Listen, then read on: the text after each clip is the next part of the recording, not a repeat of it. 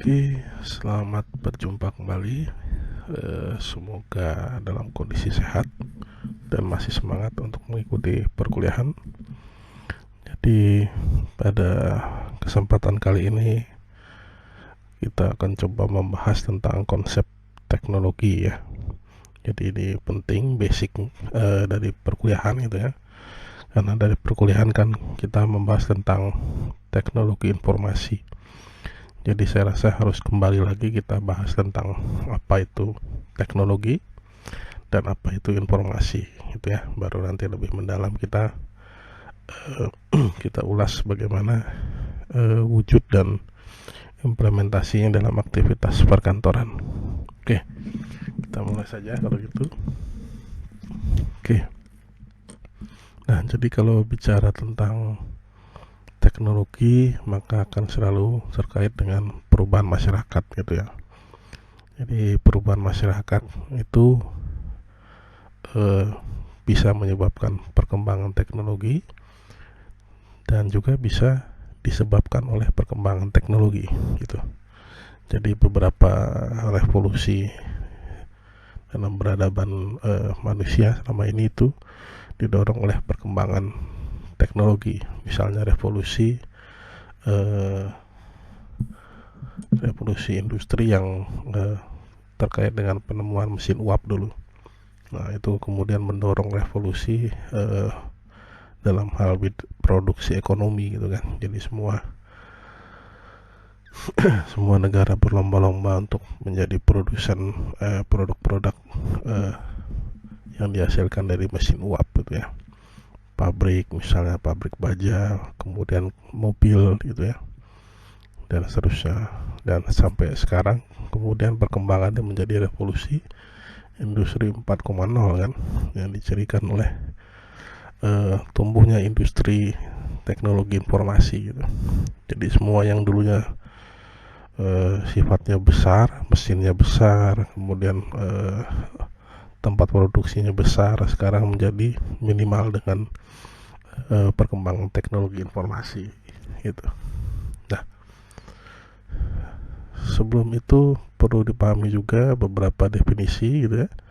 Definisi teknologi, sains dan engineering, kemudian siklus hidup teknologi, kemudian jenis dan klasifikasi teknologi,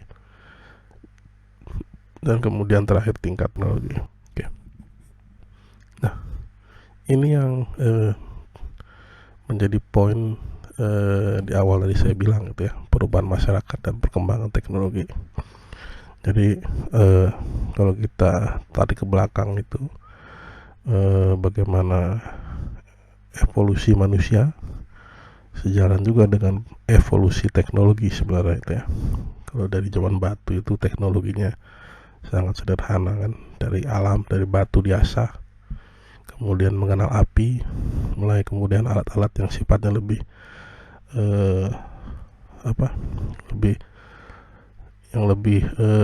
lebih kompleks buatannya gitu. Dibuat dengan melebur besi, melebur tembaga gitu. Nah, kemudian muncul lagi ke era penemuan listrik misalnya. Alat-alat kemudian menyesuaikan dengan penggunaan listrik gitu kan. Nah, terus hingga ke sekarang kemudian menjadi masyarakat yang disebut oleh Alvin Toffler sebagai masyarakat informasi gitu. Nah, jadi kalau Toffler dulu, masyarakat yang awal itu adalah masyarakat pertanian berbasis dari sumber daya alam, kemudian berubah menjadi masyarakat industri berbasis kepada produksi ya, jadi menghasilkan sesuatu dari hasil alam. Nah, sekarang kemudian menjadi masyarakat informasi gitu ya. Jadi menjadi masyarakat yang berlomba-lomba memiliki informasi gitu kan. Nah, kenapa sih berlomba-lomba memiliki informasi? Karena semua sudah bisa melakukan kegiatan produksi gitu, ya. Homemade itu banyak sekali berkembang, kemudian pabrik-pabrik juga berkompetisi. Jadi untuk menciptakan yang unggul, nah perlu persaingan dalam aspek informasi. Informasi di sini misalnya siapa yang punya informasi bahan baku yang lebih murah, siapa yang punya informasi tempat penjualan yang lebih menguntungkan, misalnya lokasi berjualan gitu kan. Dan kemudian informasi yang sifatnya khusus, misalnya resep segala macam itu kan. Nah, itu perangnya menjadi perang informasi gitu. Nah ini sejarah aja ya, jadi nggak apa-apa lah sekilas kita kilas balik gitu ya. Jadi perubahan masyarakat yang pertama itu di tahun sekitar 8000 sebelum Masehi ya, 1700 itu masih bercirikan masyarakat pertanian. Jadi ciri masyarakat pertanian itu ya, manusia menentukan dan menerapkan teknologi pertanian. Jadi masih seputar di teknologi pertanian gitu ya. Kemudian yang kedua, manusia yang semula berpindah-pindah menjadi menetap gitu ya, mulai membentuk komunitas-komunitas yang sifatnya menetap gitu ya. Jadi kemudian menjadi besar dan menjadi komunitas yang lebih besar lagi gitu. Kemudian ciri yang selanjutnya, manusia menggunakan energi dari alam gitu ya. Jadi sumber dayanya masih sebagian besar dari produksi alam gitu. Bikin baju itu dari kulit binatang misalnya.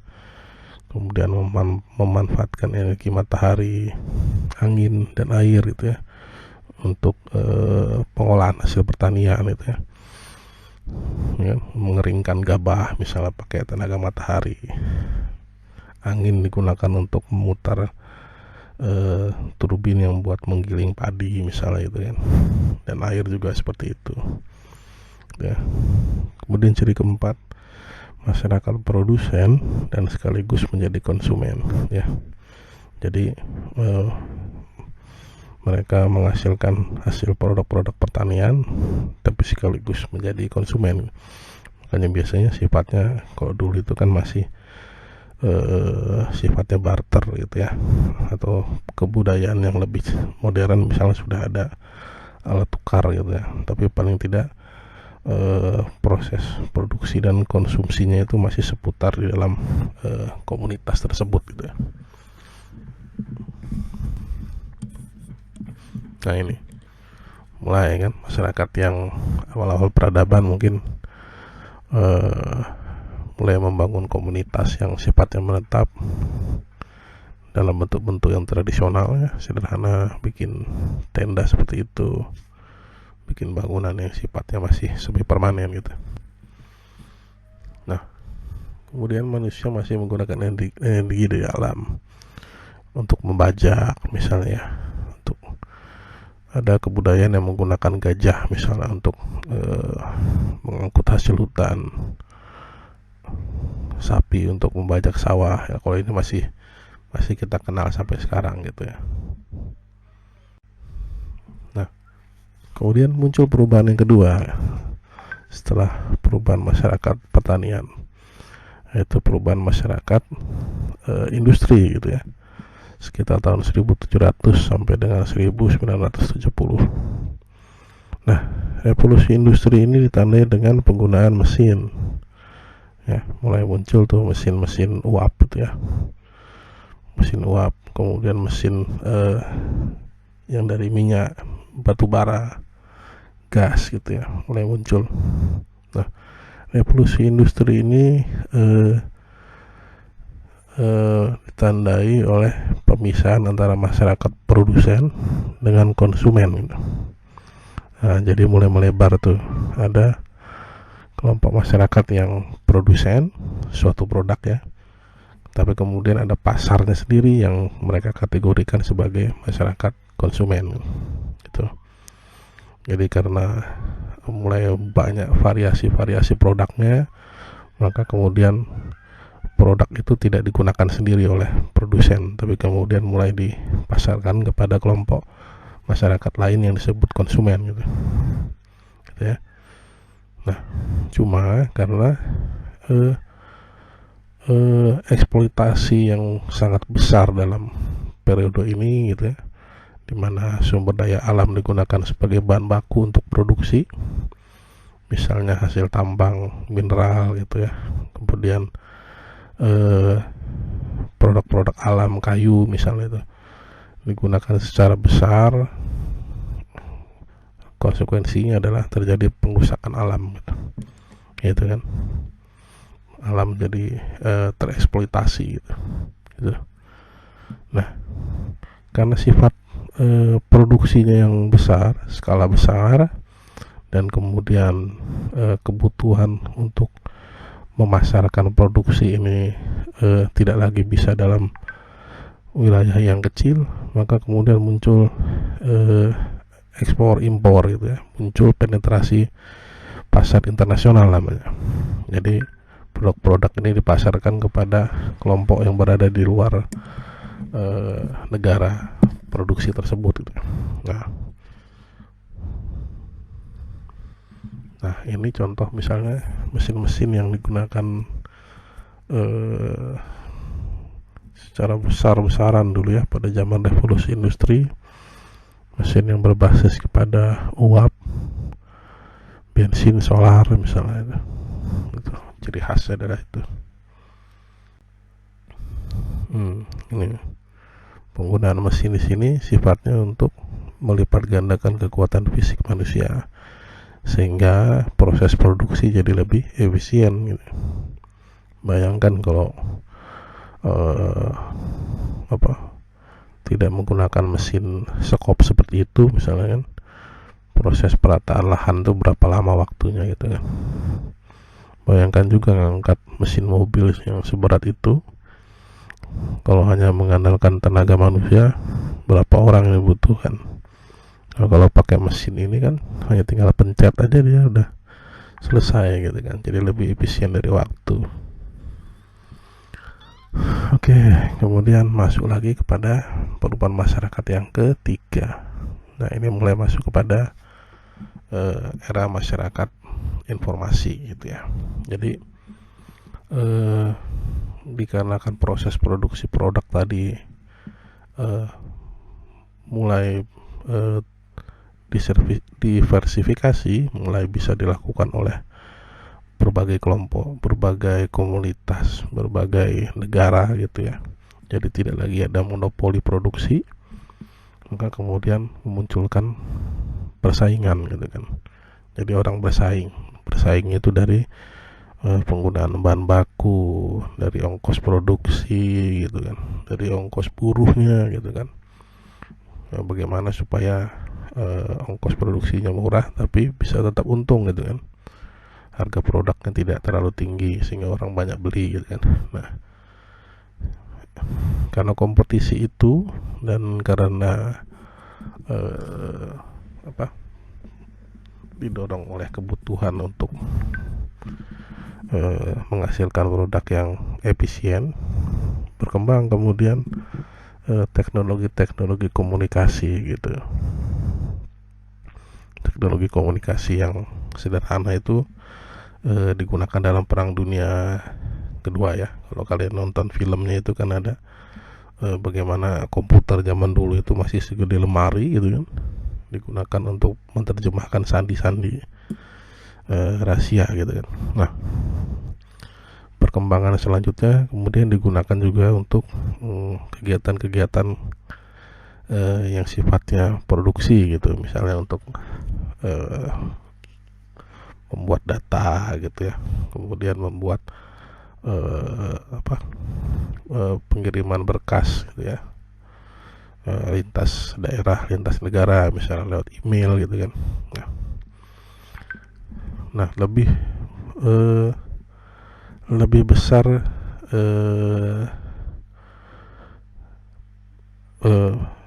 pada era ini perkembangan itu lebih besar diakibatkan oleh penggunaan komputer dan mikroelektronik sebagai teknologi yang paling utamanya gitu. Nah, jadi pada era ini komputer setelah Perang Dunia Kedua itu kemudian menjadi menarik dikembangkan oleh berbagai negara karena kelebihan-kelebihannya gitu ya. Kalau mesin tadi itu mewakili otot manusia gitu kan. Nah, kalau komputer ini mewakili otak manusia gitu kan. Jadi kita manusia pada saat itu melirik kelebihan komputer sebagai sarana untuk melipat gandakan kekuatan pikiran manusia gitu kan. Jadi bagaimana supaya bisa cepat mengumpulkan data gitu kan, bagaimana data yang besar bisa direkam gitu ya, bagaimana mengolah menghasilkan keputusan secara akurat misalnya. Nah, itu kan upaya untuk menggantikan kekuatan pikiran manusia gitu.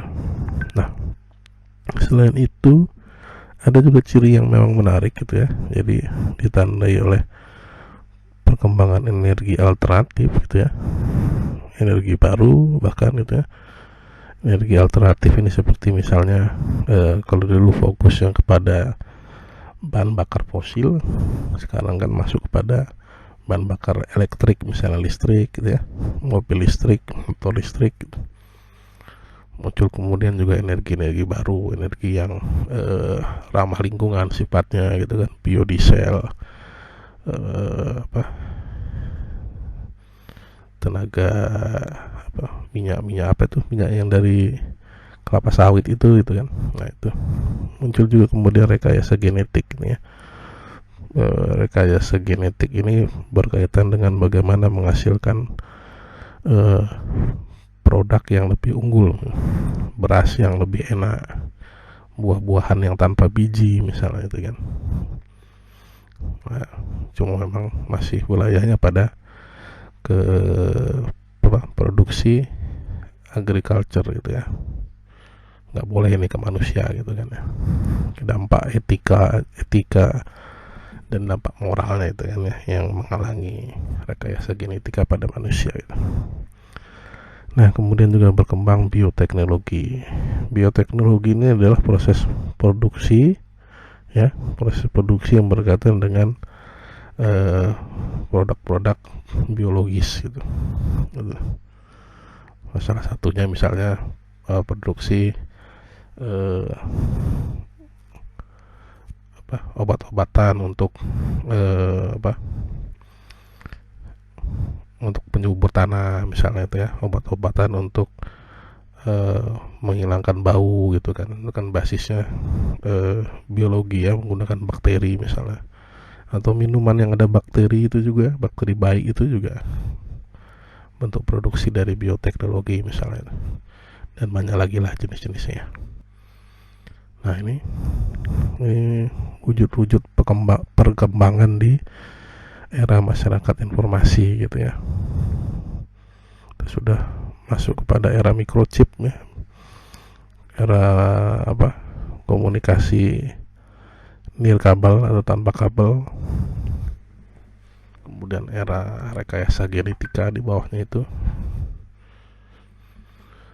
bagaimana menghasilkan tanaman tomat yang ulat itu nggak mau makan misalnya, nggak bakal menjadi hama gitu. Nah, itu proses rekayasa genetika juga itu. Nah, ini kalau di peta ini gini gitu ya, perkembangan teknologi dari zaman yang sebelah kiri, perkakas tangan pada zaman batu. Orang dulu masih membuat sesuatu ya, jadi nggak menunggu. Jadi kalau mau hidup ya harus bikin misalnya alat potong sendiri dari batu gitu. Nah, kemudian berubah ke sebelah kanan menjadi penggunaan mesin pada revolusi industri ya. Karena menggunakan mesin, standar hidup juga jadi lebih mudah, lebih berubah ya. Orang kemudian bicara tentang mana yang lebih cepat, mana yang lebih baik gitu ya, mana yang lebih presisi, mana yang lebih tepat gitu ya. Jadi misalnya alat potong mana yang lebih tajam, lebih baik buat memotong misalnya, nggak lagi buat dari batu gitu kan, gitu. Nah, berubah. Kemudian sebelah kiri masuk ke era produksi yang sifatnya besar ya, 1920 itu era produksi yang sifatnya besar, revolusi industri yang sifatnya besar. Jadi mulai mengenal ekspor impor dan pasar internasional misalnya. Jadi mulai mengenal bagaimana bikin produk mereknya satu negara tapi dibikin di luar negeri misalnya. Masuk ke era mass production ini gitu. Nah, baru kemudian setelah 1945 eranya sains dan teknologi, komputer ditemukan. Nah, ini yang menandai dengan perkembangan masuknya era teknologi informasi gitu ya. Nah, jadi poinnya apa? Poin yang pertama kalau kita bicara mata rantai perubahan teknologi tadi, yang pertama adalah kemajuan teknologi mempengaruhi ilmu pengetahuan, merubah pola hidup manusia gitu ya. Jadi manusia yang dulunya sifatnya cuma bisa menunggu dan harus berupaya sendiri untuk memenuhi kebutuhan dasarnya. Mau makan dia harus berburu misalnya, harus bikin batu potong sendiri gitu kan. Kemudian dengan diketemukannya mesin, berubah gitu kan. Jadi manusia harus memiliki sesuatu dulu ya untuk bisa melakukan sesuatu polanya kan. Mau makan harus punya apa? Harus punya bahan baku, harus punya alat gitu ya. Gitu kan. Nah, dan itu nggak harus didapatkan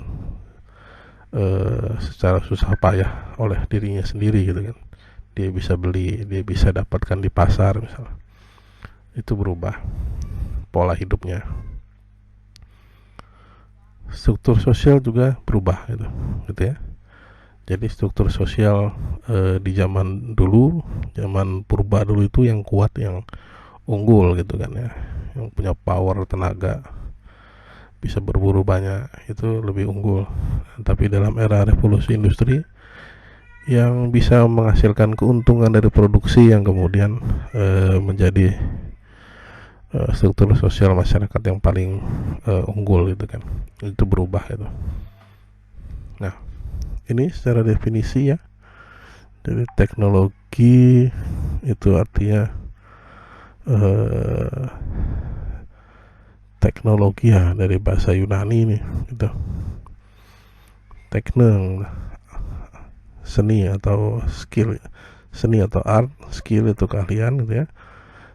Logos, science atau study gitu, ilmu gitu ya.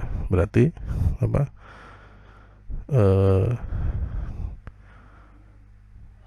Ilmu yang bicara tentang keahlian atau seni gitu kan. Teknologi ya itu sebenarnya itu. Nah, secara definisi Judet dan Perrin misalnya mengatakan bahwa teknologi itu adalah sekumpulan pengetahuan ilmiah, mesin, perkakas, serta kemampuan organisasi produksi yang dikelola secara sistematik dan efektif gitu ya. Nah, itu. Nah, menurut Bayraktar 92, technology is the totality of goods, tools, process, methods, technique, procedures, and service that are invented and put into some practical use.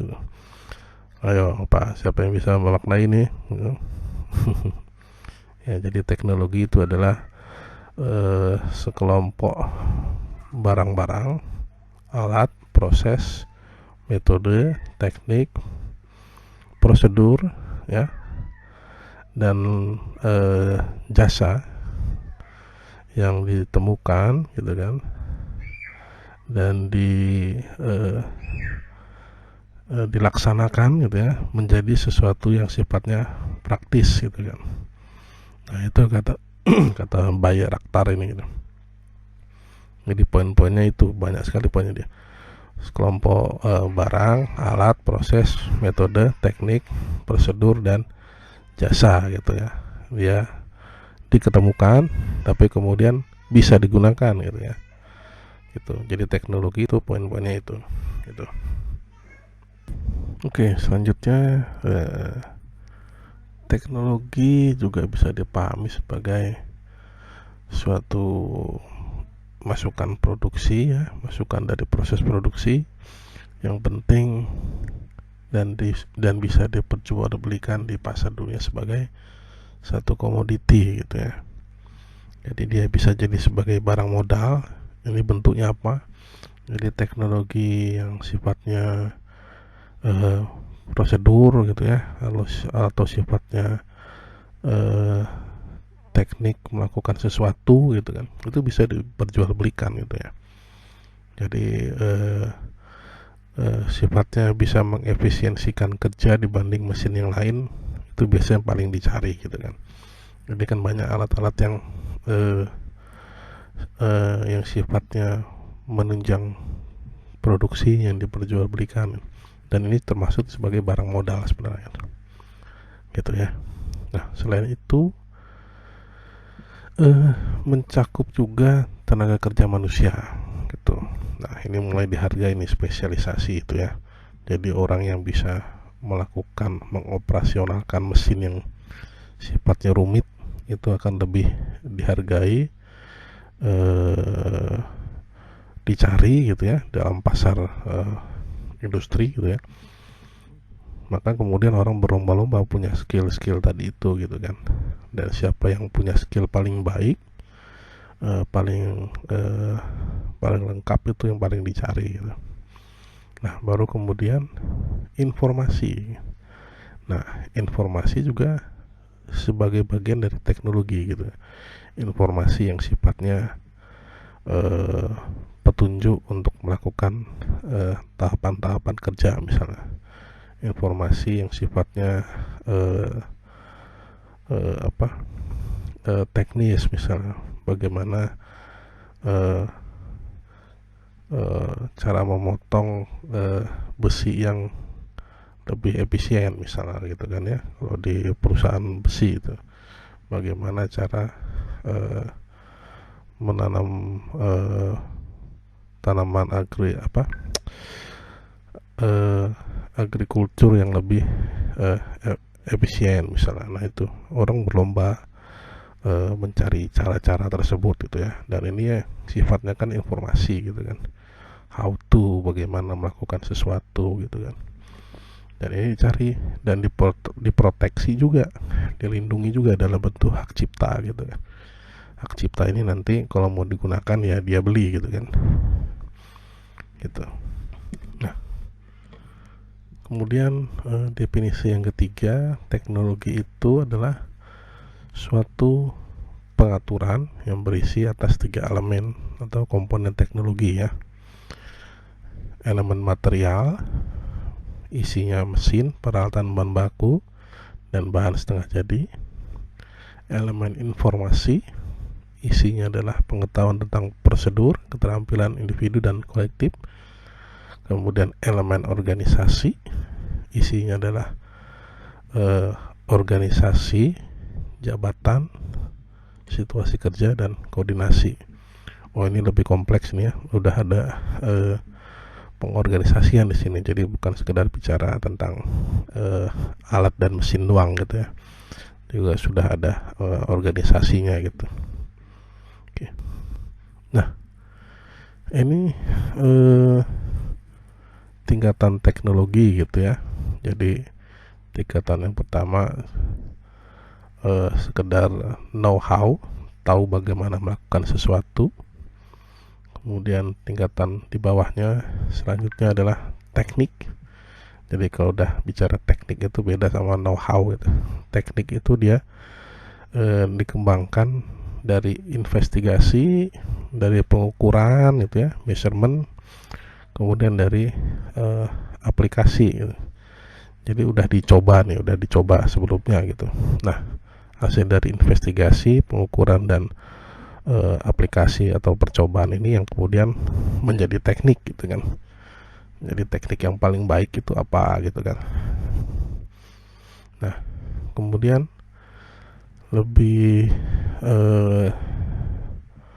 berkembang lagi atau muncul lagi teknologi yang berdasarkan kepada prinsip-prinsip saintifik. Nah, saintifik ini berarti sudah lewati pedoman-pedoman keilmuan ya. Sudah ada perencanaan ilmiahnya, sudah ada percobaannya, sudah ada pengujiannya gitu kan. Dan diketemukan prinsip-prinsip pengerjaan yang paling baik misalnya gitu kan. Nah, kemudian selanjutnya adalah terkait dengan equipment gitu. Ya, jadi teknologi yang hanya bicara tentang peralatan gitu ya. Nah, ini ya dari zaman dahulu mungkin sudah ada yang namanya teknologi sifatnya equipment. Ini kan peralatan berburu, misalnya peralatan bercocok tanam gitu ya. Udah menjadi artefak lah itu gitu. Nah, kemudian organisasi gitu ya. Teknologi dalam bentuk organisasi gitu. Nah, kalau ini udah lebih kompleks sifatnya gitu ya, karena melibatkan struktur dan sistem gitu. Nah, ini mungkin bentuknya bukan hanya alat gitu ya, tapi sudah satu perangkat, satu paket gitu ya. Jadi contohnya apa Pak? Gitu. Jadi supaya biar paham, misalnya contohnya apa? Contohnya adalah ya kalau sekarang itu gampangnya, misalnya paket kursus gitu ya. Kalau sering di IG itu banyak iklan ya kan, paket kursus TOEFL hanya 1 bulan sudah bisa skor 500 misalnya. Nah, itu teknologi tuh, gimana mengerjakan bisa merubah kemampuan orang yang nggak bisa bahasa Inggris jadi punya kemampuan berbahasa Inggris 500 skor TOEFL-nya dalam waktu 1 bulan. Itu kan nanti melibatkan sistem gitu kan. Nah, mungkin sistemnya rutin tiap pagi, tiap malam, dari pagi sampai malam misalnya gitu kan. Dan struktur, ada panduannya gitu kan, ada tes-tes kecilnya gitu kan. Nah, itu teknologi itu, paket teknologi itu, paket bagaimana melakukan sesuatu untuk menghasilkan output yang dituju gitu kan. Nah, itu contoh kecil ya. Jadi nanti ketemu tuh banyak yang sifatnya teknologi yang sifatnya organisasi gitu, pengorganisasian gitu kan. Gitu. Nah, definisi kelima, definisi ini dikemukakan oleh Gaynor ya. Jadi teknologi mencakup apapun itu yang dibutuhkan untuk merubah sumber daya menjadi produk dan layanan. Nah, ini sifatnya apapun itu berarti ya banyak lah gitu ya. Kalau sifatnya apapun itu ya berarti bisa sifatnya fisik, sifatnya non fisik gitu kan. Tadi di penjelasan sebelumnya mungkin nyambung gitu ya. Nah, terus Khalil mengemukakan semua bentuk pengetahuan, produk, proses, alat, metode, dan sistem yang dikembangkan dalam bentuk penciptaan barang atau penyediaan layanan gitu ya. Nah, udah mulai sedikit jelas ya, jadi bicara tentang pengetahuan, produk, proses, alat, metode, dan sistem gitu kan, untuk menciptakan barang atau layanan gitu. Saya rasa bisa dipahami kalau yang menurut Khalil ini. Nah, ini komponen teknologi menurut teknologi Atlas Project gitu ya. Jadi ada 4 technoware, peralatan, humanware, ini sifat kepada manusianya sebenarnya, merujuk kepada manusianya, Infoware ya, ini lebih kepada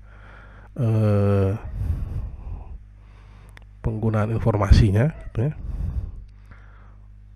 Orgaware ini lebih kepada organisasinya gitu. Jadi ada teknologi, manusia, informasi, dan organisasi. Tinggal tambah ware belakangnya itu ya. Oke, saya rasa bisa dipahami ini ya. Ini simpel sekali gitu ya. Nah, ini Teknoware, bicara peralatan. Alat itu dari yang kecil sampai yang besar gitu ya. Jadi kalau hanya alat ini aja kan belum bisa digunakan nih.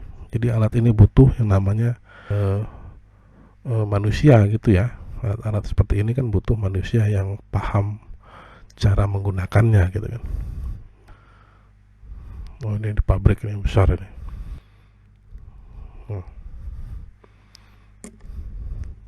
Ini menurut Zeleny ya, tapi sebenarnya isinya masih relatif sama. Jadi komponen teknologi ada hardware yang sifatnya physical gitu ya.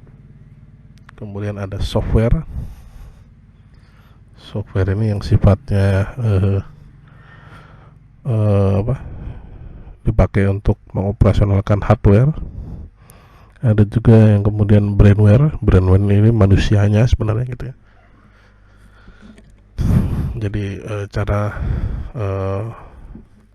kalau tadi software itu alat untuk mengoperasionalkan hardware, brainware adalah pihak nanti yang mengoperasionalkan hardware tadi gitu, sebenarnya seperti itu. Nah,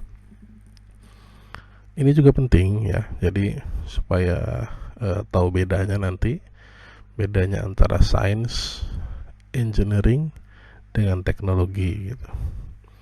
Teknologi mungkin kalian sudah paham dari paparan-paparan sebelumnya gitu ya. Tapi menurut Bates ini teknologi adalah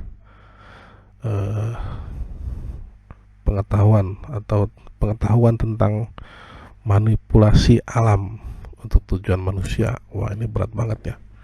Simpel kalimatnya tapi maknanya dalam ini gitu ya.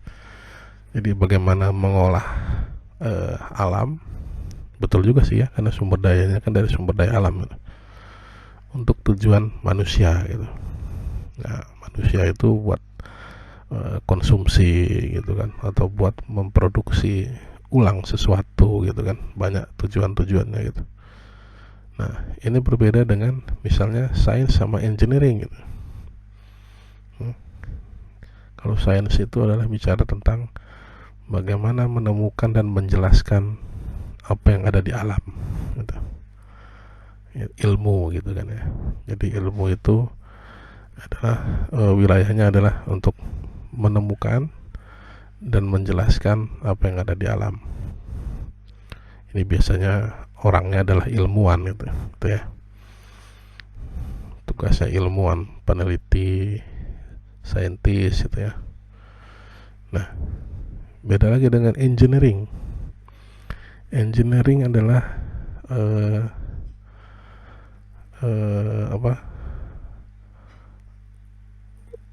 lebih kepada aspek untuk mengerti, understanding ya, mengerti dan memanipulasi alam untuk tujuan manusia gitu.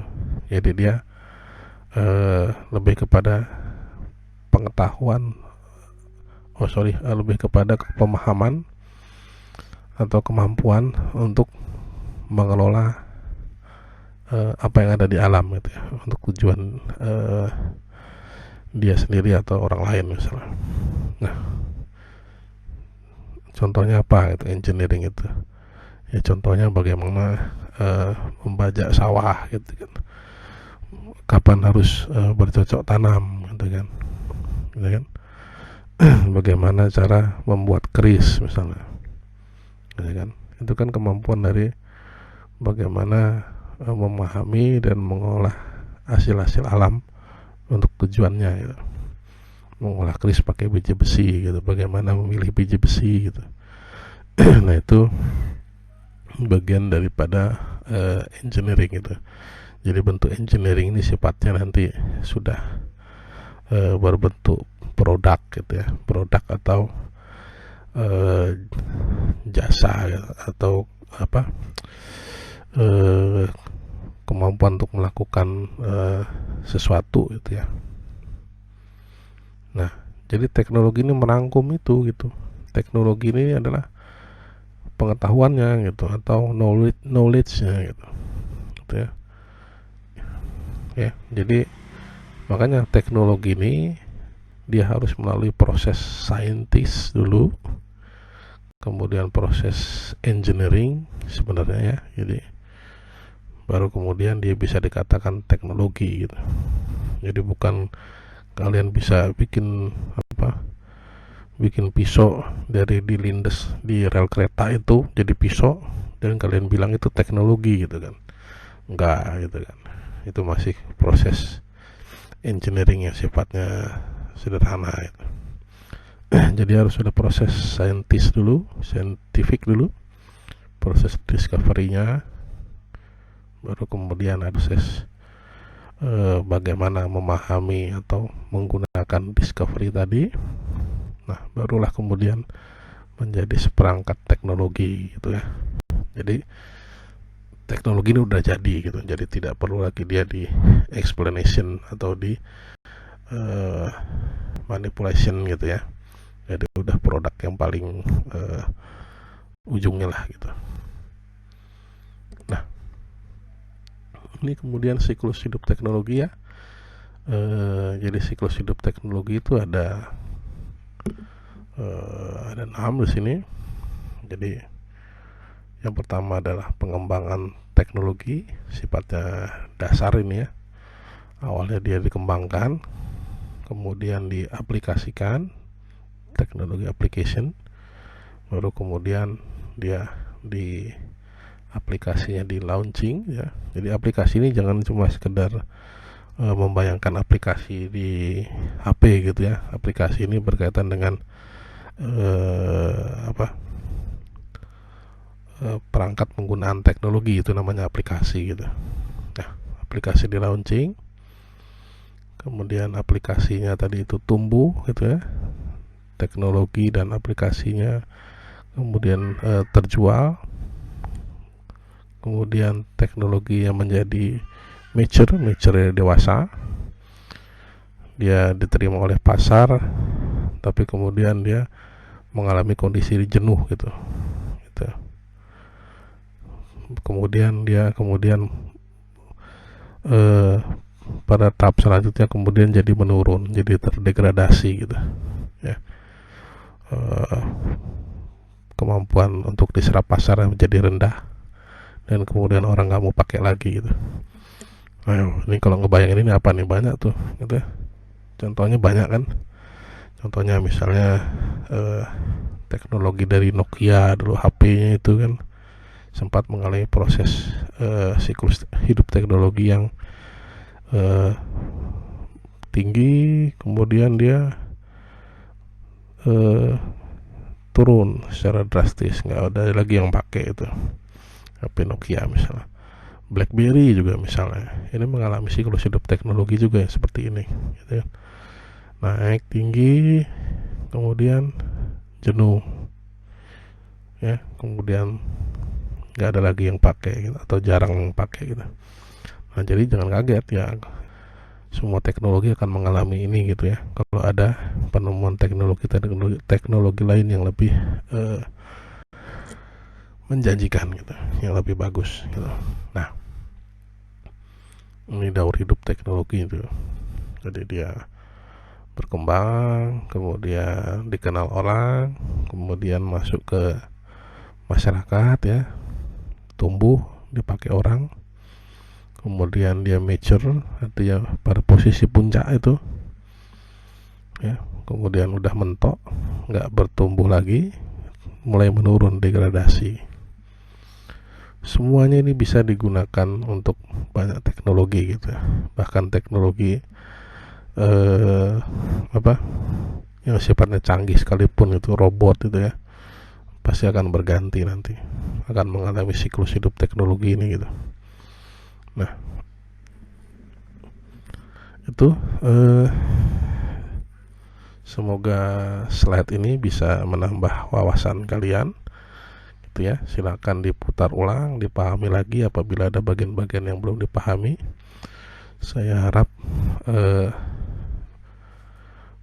bisa menambah referensi, bisa memperbarui pengetahuan, dan silakan berikan pertanyaan apabila ada pertanyaan, cantumkan melalui kolom komentar di video, nanti saya akan coba jawab. Gitu ya, saya kira itu aja dari saya. Terima kasih, salam sehat dan semoga tetap semangat.